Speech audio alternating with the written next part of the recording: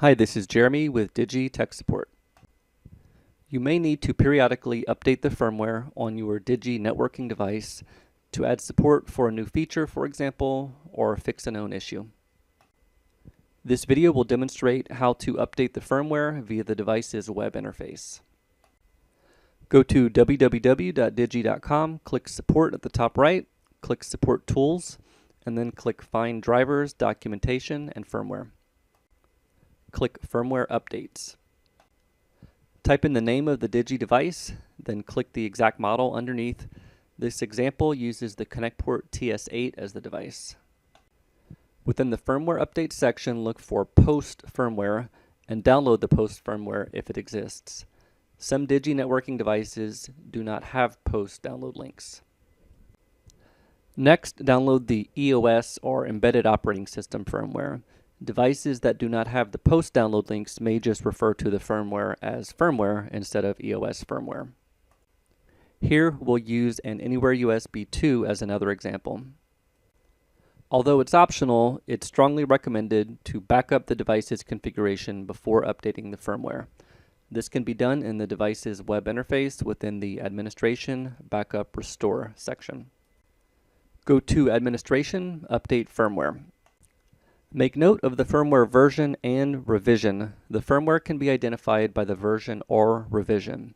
The revision is the letter and or number after the underscore. Using this Anywhere USB 2 as an example, the firmware version is 1.90.18.53 and the revision is M. Click the Choose File button. Browse to the folder where the firmware was downloaded earlier and compare the revision of the firmware that the device is running versus the revision of the downloaded firmware. In this case, revision P was downloaded, which is newer than revision M. So that tells us the firmware we downloaded is newer. Click the Open button. Here we can confirm that the newer revision P firmware will be installed. Click the Update button. After confirming that the firmware has been updated successfully, click the Reboot button. When the device comes back online, confirm that the version and revision are newer. Using the ConnectPort TS8 as an example, follow the same process as before, except you may need to update the post firmware first, again, since the post firmware was provided on the support site. In this case, we can see the device is already running the revision C post firmware, so there's no need to update it. If the device was running an older revision of post firmware, it must be updated, and then the device must be rebooted before updating the EOS firmware.